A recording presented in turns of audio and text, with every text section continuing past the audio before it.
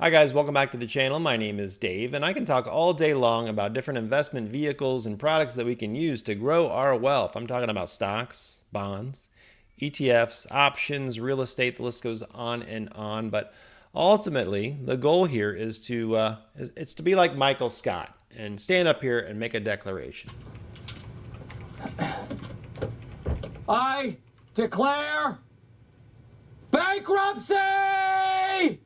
However, we don't want to declare bankruptcy. We want to declare financial independence and retirement on our own terms when we're ready. And this is a question that I've been asking myself a lot lately. When will I be ready to retire? So I reached out to a friend that I've talked to in the past. He runs the Armchair Income channel. He's been retired for about 7 years, and he has a lot of life experience with this. So I wanted to understand his why. Why did he retire at such a young age? What brought him to that decision? And also, why did he shun traditional growth investing for income investing? So we're going to talk about all these ideas and understand his journey that took him all around the world. So if that is what you're looking for, please stick around. Whoop.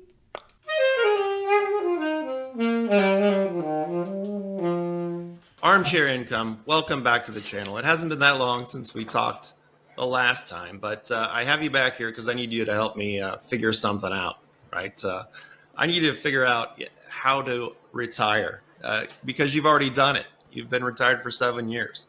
So I'm a big growth investor currently, but I'm slowly moving to this idea of income investing. I'm growing that part of my portfolio slowly. And you're a big income investor. You've explored this area extensively, and that's how you invest. So do I stay in growth, or do I move towards income? That's what I'm thinking right now. That's the big question as I think about retirement. So let's get back to the basics. You've been retired for about 7 years. You talk about that on your channel. Why did you make the decision to retire in the first place at such a young age, such a young looking guy? Thanks. Well, I appreciate the compliment. And it was a big decision because it's not really that, I mean, technically it's reversible, but not really. Once you leave your job or your business, it wouldn't be cool to go back. But to give you a little insight into what I was thinking at the time to make that decision, both of my parents passed away fairly young for health reasons. So that made me rethink a lot. It made me kind of feel my mortality a bit more than I think I would have otherwise at that age.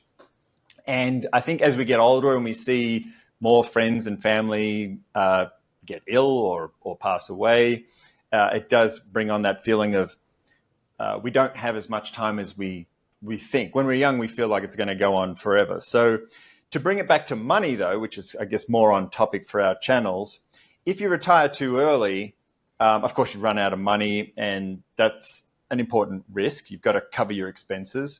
I just started to think, though, if you retire too late, you could run out of time. You may not have enough time to do all the things you're going to do one day when you get around to it. So there's risks either way. And if you screw up the money part, you could always make more money. It might suck to do it, but it's an option. Yeah. If you screw up the time part and you retire too late, there's nothing you can do to buy more time. It's impossible. So trying to find that balance was a big factor. And the other thing that was a factor was I went on a vacation in 2016 to Southeast Asia, and it pretty much changed the course of the rest of my life in a good way. I'd been there before on vacation as a tourist, but this time I started to look at it as a possible place to live because I like the people, I like the food, I like the weather, I like the way of life, I like a lot of things about it. So I came back to the US from that trip with my wheels kind of spinning on this whole, maybe I could live there kind of thing. And I spent a year seriously thinking about it and then preparing for it. There was obviously a lot of steps I had to go through. And of course, the challenge is to have enough income to last the rest of your life. And you don't know how long you're going to live, how much it's going to cost, all that kind of thing. I was invested in real estate and growth stocks, similar to yourself. So I sold the real estate, sold the growth stocks, went 100% to cash and switched to income investing. And that comes with its own set of risks, of course. Every investment strategy has its own risks. But I have been happy with the result. And what I didn't necessarily expect is I really enjoy the process. I really like researching income investing. I really like, obviously, talking about it. And I'd started studying it when I was a kid. I've been reading about it my whole life. But after retirement, or during retirement, I should say, not after retirement, I guess you're dead. But during retirement, I love reading about it and researching and finding new things, new treasures, new income opportunities.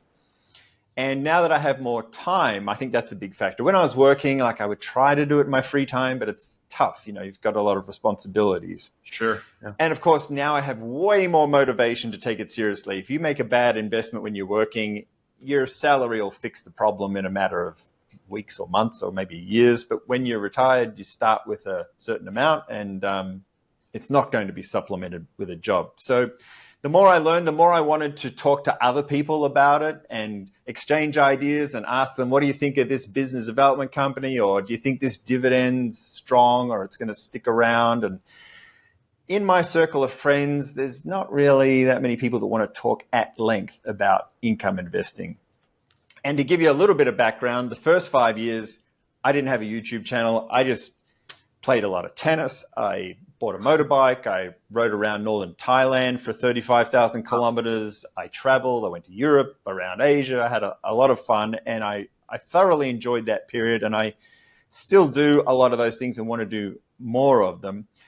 But there was a part of my brain that I used with the residential investing that I wasn't using anymore. And that's the part where you think of an idea or an opportunity, and then you do some things to make it happen. So maybe I'd see an old, ugly house, think about how it could look nice, buy it, renovate it, and then the vision kind of comes to life. And there's a certain amount of fulfillment in taking something from an idea in your head to something more tangible. And 100%. I didn't have that for the first 5 years. So the YouTube thing is kind of how I fixed that gap, I guess you would say. So that was a bit of a shift. So that's how I came to be retired, I guess, younger than the average person. And I just created the YouTube channel that I would want to watch if there was one about income investing, because there wasn't really much around, really. And so now I get to talk about it as much as I want, and I get to meet people like you. Awesome. That's great. You know, and I appreciate you sharing all of that because that really gives us a lot of insight into the why behind this whole idea. And that's what I'm thinking about. So biking around Asia sounds wonderful to me. So maybe one more reason to push me that direction. So beyond that, though, you have a really interesting story. I don't know how much you're willing to share, but for someone like me that's kind of camped out here in central Ohio in the United States, and I've only traveled a little bit outside the United States, would you mind sharing a little bit about your journey to now you're in Southeast Asia? But would you talk a little bit about that journey and your experience as you work towards retirement? What brought you there? Yeah, I'd be happy to. And as an aside, my former business partner was also from Ohio, and he hadn't traveled much.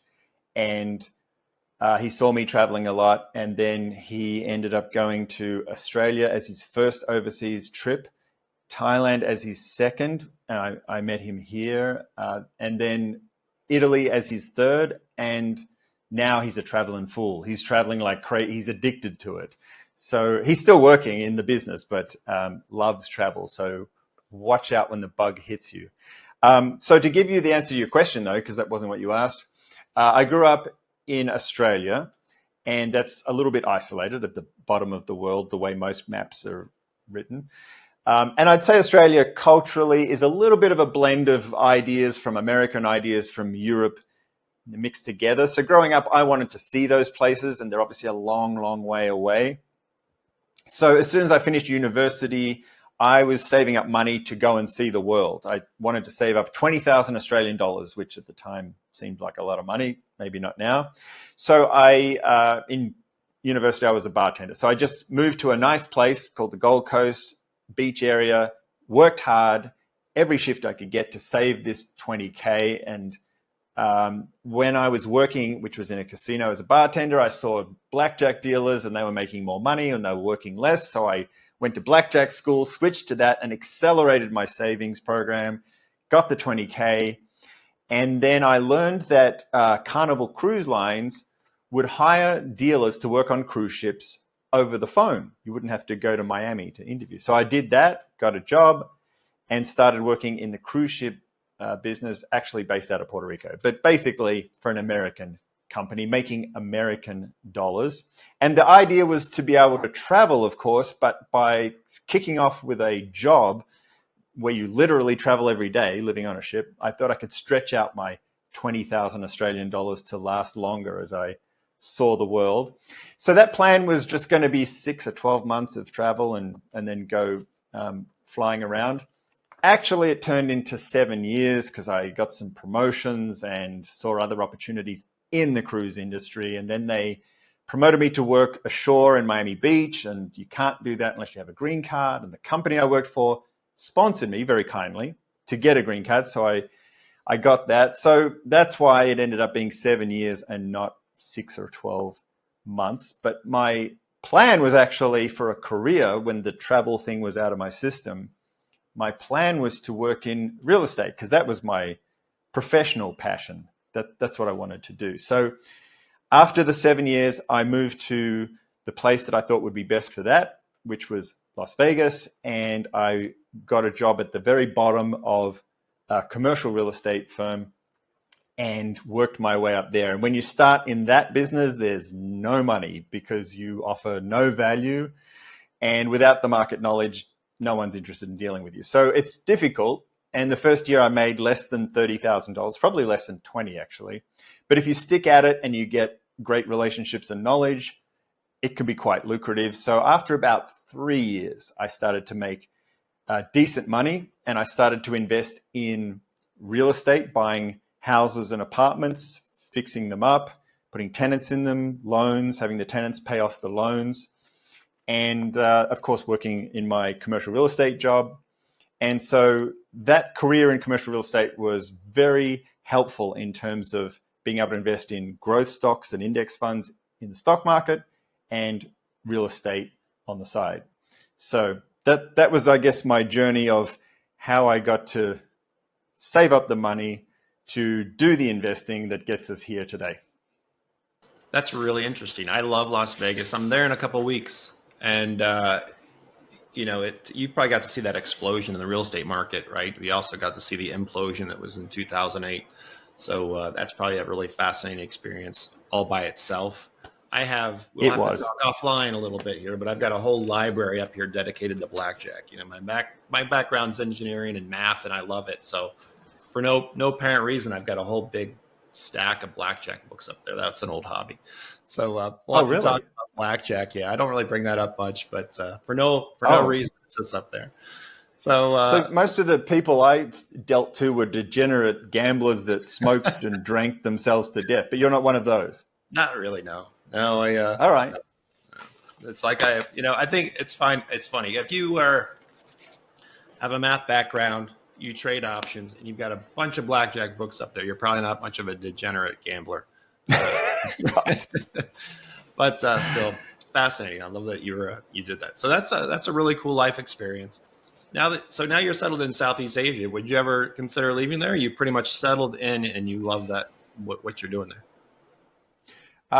I love it, and I know we're not going to talk about travel really, but of the places I've been, which is probably 40 or 50 countries, in terms of where to live, this is my number one choice, no question. So probably I'll stay here forever. I mean, if I found somewhere better, great, but I doubt that will happen. I also have a thing for Italy, but more to visit and spend extended periods of time. I'm not a fan of the cold weather, though, and their winters are a little chilly for my taste. So Italy. Okay. But that says a lot because you've lived in a lot of places around the world. So the fact that you love it there, that says a lot about that area. So now let's shift back and start thinking a little bit about income investing versus growth investing. So with your strategy, which is all income investing, do you have a set monthly goal from your income as a percentage? You don't have to tell me exactly what you own, although young people like to do that on YouTube sometimes. But do you have a percentage that you target from your investments? Yes. So thinking of it on an annualized basis, I want my portfolio to generate at least 8%. On the channel, I talk about focusing mostly on yields of 8 to 12. That's the wheelhouse. Some of them are a little less, some a little more, but that's where the bulk are. And my portfolio currently is yielding a whisker under 11 as we speak. Okay, very nice. And for people that are used to growth investing, looking for that total return, sometimes we give up some when we go to this income investing style, but having that consistent paycheck that you can then go and reinvest. It's almost like having a job, right? It's almost like you're taking your big pile of money here, you're putting it into these products, it spins it off, and it doesn't mean you can't start to invest in growth again. You have lots of flexibility. So in retirement, do you have a set reinvestment plan for your income, or do you tend to live below your means? So let's say you're getting 10%. Would you spend 7 and reinvest 3 back into the products that you own? Well, in practical numbers, it works out to I'm spending about 8 and reinvesting 3, which adds up to 11. So each month I'll take that 3% and buy whatever I think are the best opportunities that month. I don't generally build up a cash surplus over a series of months waiting for a dip or waiting for a correction or stop investing when I think the market's overvalued, because I'm not a believer in timing the market. So, and I don't do drips either. I don't do the automatic because I want to buy whatever I think is the best deal when I get the income. Okay. All right. And what about, you have a YouTube channel. So, that's one of the things that I keep thinking about. If I retire, will I truly retire, or will I find a hobby that will take up some of my time and might also create some income for me? So in this case, you've got the Armchair Income channel, which is producing millions of dollars on a monthly basis, and you're reinvesting all that back into someplace. So, well, how do you factor in your Armchair Income channel with your finances? Have you seen the price of caviar lately? I mean, I don't know personally because my butler does the shopping, but it is getting ridiculous. No, I'm kidding, of course. So we both have subscriber counts I'm in the 20s. You're a bit ahead of me, but you're still in the 20s, right? I'm a what? I'm ahead of you? Meaning you have more subs than I do. I got 22,000. Don't you have like almost 30? Like 27, 28, somewhere in there. Yeah. Okay. Roughly 27,512, but who's counting? So when you have that many subscribers or that few, it's not really caviar money. So it doesn't really move the needle. Actually, the last year, which was 2023, when I did my taxes, my channel lost money. By the time I spent the money on the editing software, the audio, visual equipment, everything, the ad revenue didn't cover that. So that was a little bit sad. But this year, good news, it will cover it. And if you count my labor as 0, the channel will be in the black for the first year. So that's a plus. I know there are channels that make money from all kinds of things. Selling courses can be lucrative. Selling T-shirts, hats, mugs, drinks, whatever. Patreon is another thing. And I understand if it's your primary source of income, that makes a lot of sense. And frankly, income's in the name of my channel. So I like money as much as anybody, but I'm not doing any of those things. I would maybe sell something if I could think of something that was amazing, fantastic value, and the people who bought it felt like it was worth double what I was charging, but I haven't thought of anything like that. So I don't sell anything, which means, the channel doesn't buy any caviar. Right. Yeah. Unfortunately, mine doesn't produce that much either. But that's not the reason that I do it. I do it to meet with people and talk, and it's more about the connections, honestly. It does produce a little bit at this point, but it's nothing that changes anything. I don't think I've ever touched the money that goes into that account. It just sits there right now. Yeah, so if you do the math, though, let's say eventually it grew to a couple of 100,000 subs, then the money would start to become pretty decent. I can see that there are possibilities there, but if that was the only reason you did it, the first few years would be pretty rough. Yeah. So you do have some growth because you have the growth from this channel. So, Now, as far as your investments are concerned, you do produce a newsletter that you send out to subscribers on a regular basis. And I'll put that up right now so people can see what that looks like. But that transparency is really appreciated. I'm sure people that are watching your channel really appreciate that you're kind of putting it out there, right? This is what I do. So can you talk just a little bit about your list? Maybe cover a couple of your favorite products and explain how you manage that portfolio a little bit? Sure. Actually, I didn't want to do that at the start. I didn't publish my portfolio. I wanted to just focus on the research and share that. I didn't really want to give out my personal portfolio.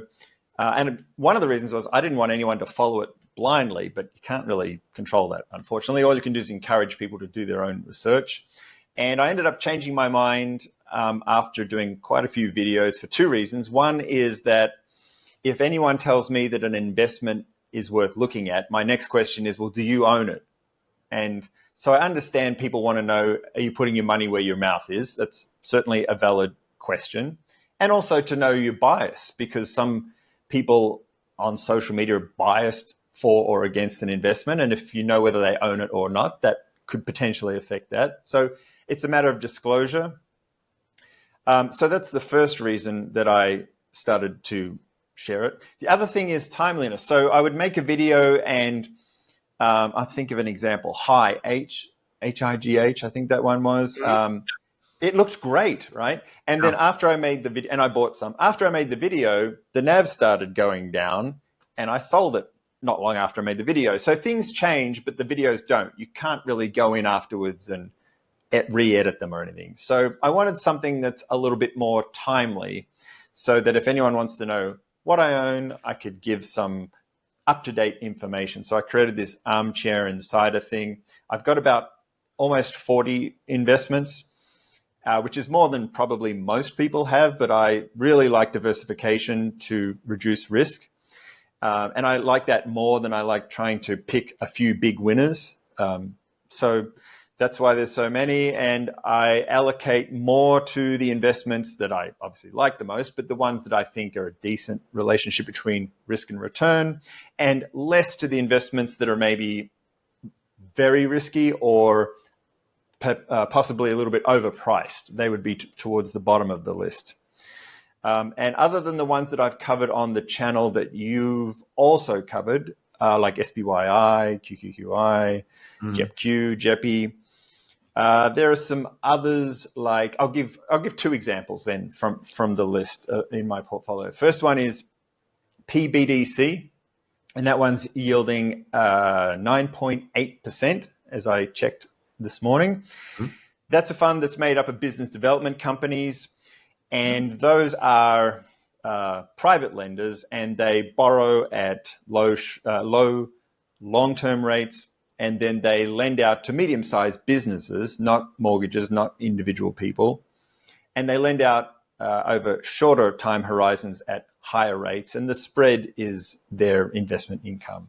And those are set up much like REITs structurally. So they're required to pay out 90% of their investment income to shareholders. So most of the return comes from the income, not from appreciation. It's a category I like. You can buy them individually, but this particular fund does it for you and actively manages those BDCs. The second example I'll give you that is higher up in the portfolio is PFFA, and that one's currently yielding 8.9%.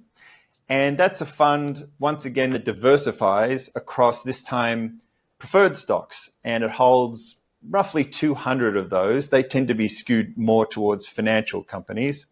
And whereas regular common stocks could distribute dividends or not, depending on what the board thinks and how the company's doing at the time, preferred stocks announce in advance what they're going to do. When they're issued, they'll state that they're going to pay, say, 6% of $25, and it shall be that forevermore, or it may convert to floating, or it may be for a defined period, but you know to some extent exactly what those payouts will be. So the income is a lot more predictable than it is for most regular or common stocks. So that's why I like those.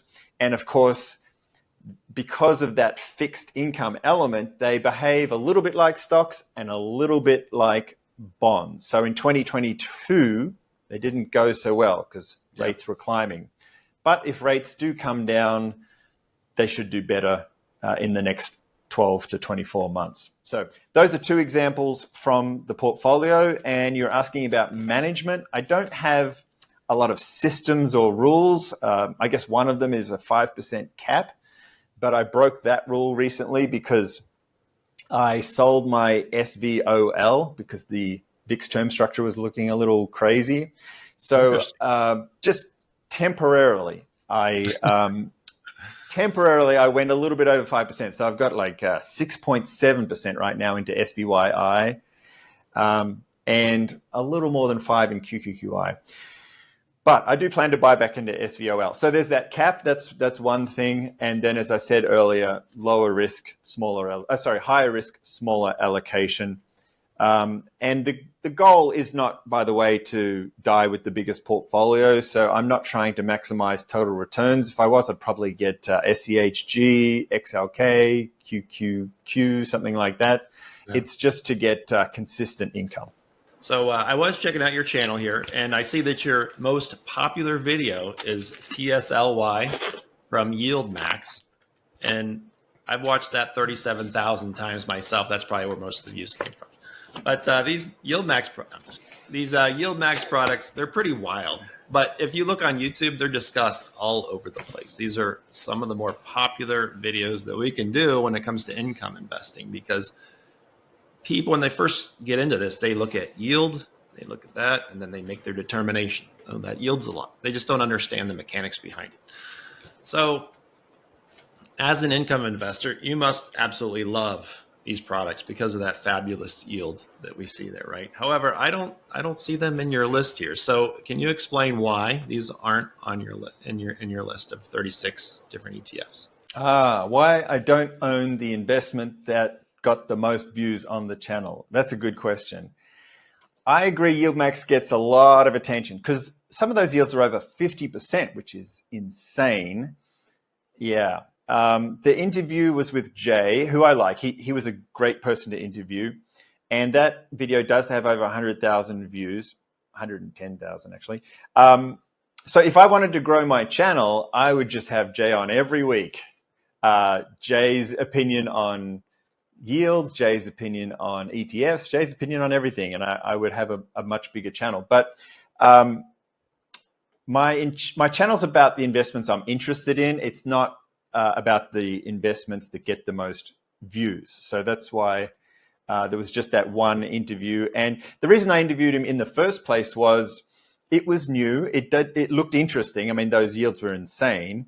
So I wanted to understand what the risks were. Like, that was probably your gut reaction too. When you first saw it, did you think, how do they get such a high yield and what's the downside? I talked to him. He explained the risks. I thought he did a good job. I thought he was pretty forthright in that. And I elected not to buy TSLY. That was the topic of the video for two reasons. Concentration risk. It all depends on one company, Tesla. And secondly, NAV erosion. If you look now at the price, which equals the NAV on an ETF, it just goes down and to the right. So that's doesn't fit into my buying criteria because my number one priority is consistent income. And if the NAV's going down towards zero, then the income will at some point start to follow that trend. Now, in their defense, they've made a few changes since I recorded that interview. They've introduced YMAX, which is multiple ETFs in one ETF. So the concentration risk is less. And more recently, they've started to talk about adjusting their strategy, doing some call spreads in an effort to reduce the NAV erosion. Too early to say whether that works, but if it does work and that turns around the performance, then I'm open to taking another look at it. But that would also mean that the yield would have to come down by definition. But anyway, that's the reason why the most popular video on my channel is about something that I don't own. Okay, fair enough. And these products are definitely alternatives. Most people, especially new people that are new to the market, I would say stay away from these. But unfortunately, it sucks people in that are unaware of how they function. And that's not me saying that they're terrible, but it's not the place to get started with investing. Certainly is, because they are more complicated and you take on a different style of risk, and they have a fairly high fee associated with them. So typically when I look at these, you'll see they underperform the underlying that they're based upon, and they charge a high fee. So two things that I don't necessarily like. I would rather just own, if you're really bullish on NVIDIA, for example, then buy NVIDIA, don't buy NVDY, my opinion. But yeah, as far as Jay, he's a very knowledgeable guy. There are some brains behind what they're doing there, but not for most people. And I've reviewed that product as well.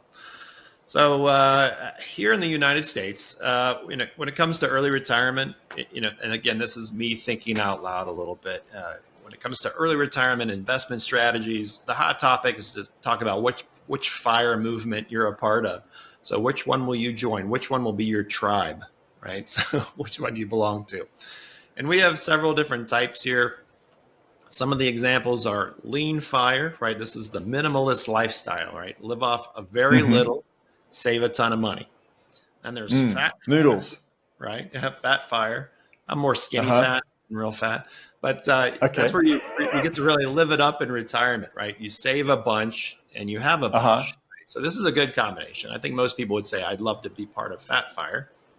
And there's barista FIRE, right? So we save up enough to retire. But then we work less, or maybe we work part-time to make up the difference. And then one other one that's kind of picking up some steam right now is called Coast FIRE. So you have enough in your savings that you no longer need to contribute.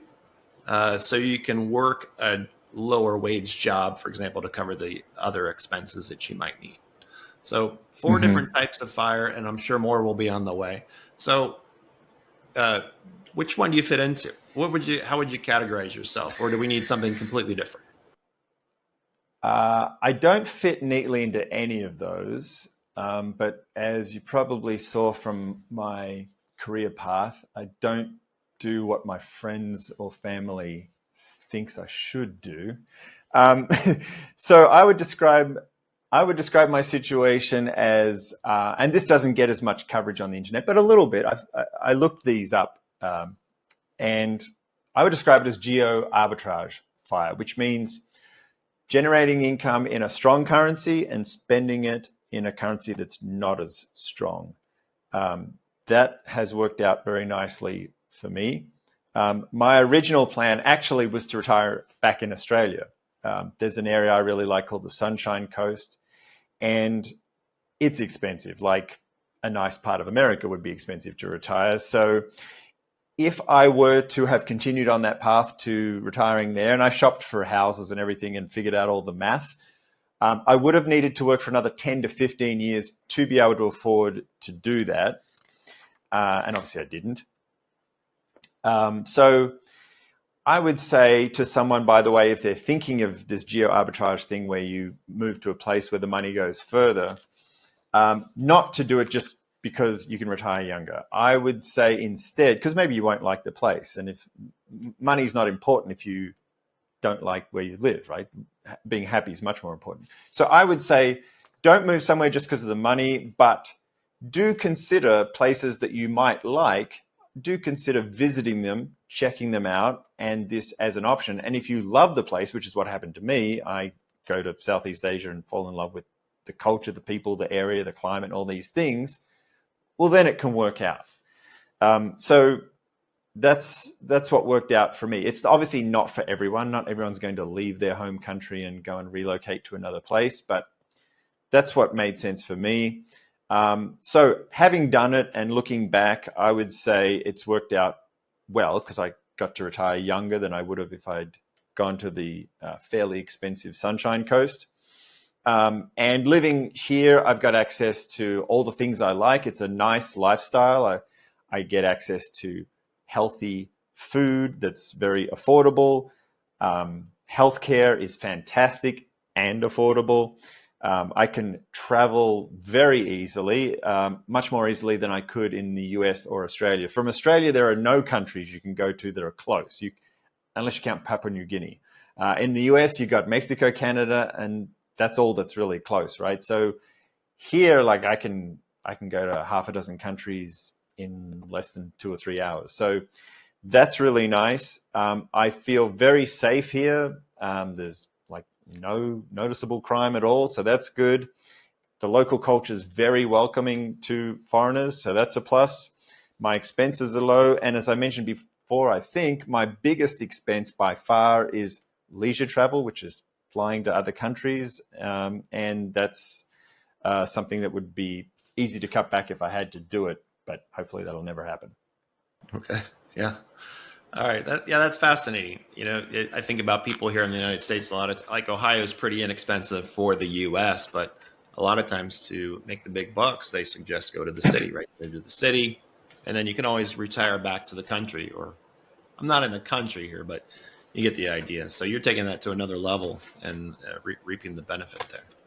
So now when I think about retiring, I think sometimes I might go crazy if I retire. I kind of need to stay busy, really, to keep going. And that's one of the things I love about having a YouTube channel is it allows me to be creative. But I, I really do love hearing about others and their plans in retirement. So thanks for giving me all this information. What does the future hold for you in Armchair Income? Okay. Well, I'm not going to go into detail about me individually, but I can tell you about Armchair Income. So my 2 goals for this year, we're recording this in 2024, were more interviews, because I like doing those, and more travel. And when I say that, I mean not I travel and then I come home and make a video. I mean learning how to make videos on location. It's a lot more complicated, but it's also more rewarding. So I did that. I spent a month in Bangkok. I spent 2 months in Vietnam this year and recorded from those locations with all the challenges that go with that. Learned a lot. And I got to interview some interesting people, including you. So those goals have been met. Going forward to next year, 2025, same 2 goals. I want to interview more people, and I want to really turn up the dial on the travel. So I will take the channel on the road again next year, and I will go back to Vietnam, but also visit some new parts of Vietnam. It's a really diverse country. I didn't really understand till I got there and started talking to people there how many different areas there are to go and explore. And there's a lot of really cool resorts, which I like, that I want to check out in person. So I'm excited about that. And then I'm also going to visit some other countries, some of which will be favorites that I go back to, and some will be new.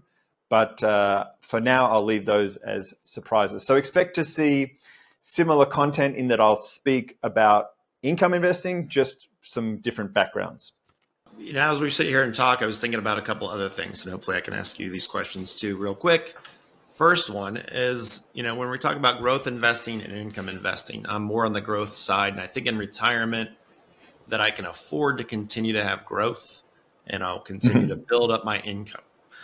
So would you consider growth investing? Let's say if there was a significant decline in the U.S. stock market, let's say things broke down, let's say 40% decline in the S&P 500. Would you consider buying into growth at that point? Interesting question. Because this sort of happened with the pandemic, right? Things did decline a lot. So I don't really know why, but I just get really excited about income stuff. So if something looks like a great deal and normally pays 7%, but for whatever reason, due to the market taking a terrible correction, it's now paying 14%, and this happened. I'm very excited about that opportunity to get something that pays me 14, but the risk would normally mean that it yields something like 7. So I get into that. I don't get as excited about NVIDIA is this price and it'll probably go to that price and you'll get to double your money in a year, or any other tech stock. So it's hard to put into words, I guess, what gets you excited, but it's just my jam, the income thing. Maybe it's the surety of it, it's the quick payoff of it. But no, to answer your question, if we have a huge correction, I will be putting my income that I'm not using to live on into buying investments that pay higher yields than normal, and I'll be thrilled about that. One thing with when it comes to like covered call ETFs, if we have a 50% decline, those are going to be part of that decline. And Yep. what people need to realize is once volatility normalizes again, that's going to be paying half of what it paid before. So if it's paying 11% now, it will be paying, 5.5%.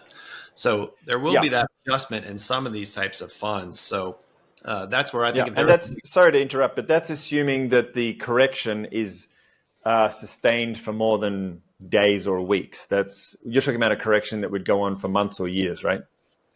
Yeah, it would have to be a period of time. Yeah, where we're climbing back out of a significant recession or something that really rocked the market. So in that case, people they need to realize that that's part of the function of those funds. So yeah, I think if there's a significant decline, that's where I think I would probably be moving out of some of my bond allocation and things like that, and actually moving more into growth. But that does come with its own risks, right? So you have to swallow hard. Decide your next move. And actually, the covered call risk you mentioned is important. And a lot of people think covered call funds are great income sources, including me. But there is that risk and that limitation. And it's for the reason you just explained that I don't put everything. Because that would be easy, right? You just buy a S&P 500 covered call fund, a Russell 2000 one, a NASDAQ one.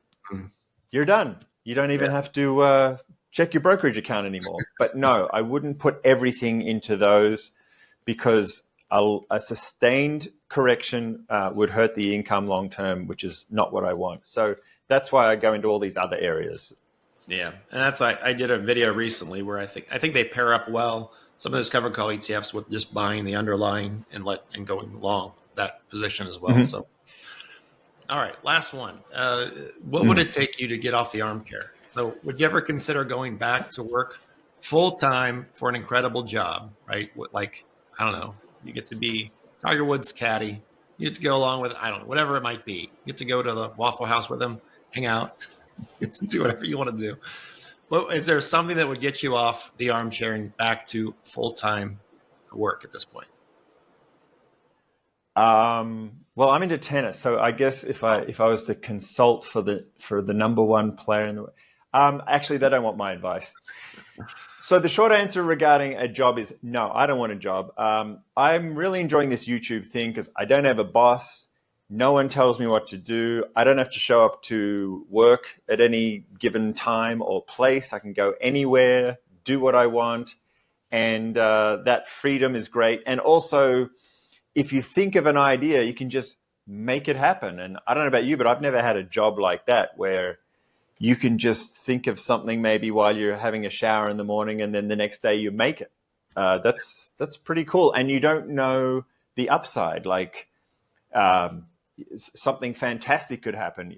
I'll give you one quick example without naming names, but I made a video about a fund a few weeks ago. And the fund just contacted me and said, we watched the video and we want to have a chat with you. And so we're going to have a video call with the head guy there. And I don't know if anything will come out of it, but just the ability to have that conversation, that would never have happened if I didn't have a YouTube channel. If I'm just an investor that owns a little bit of a fund, then that's not going to happen.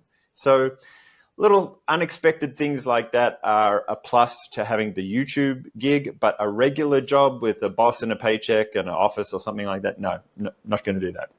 Okay. All right, great.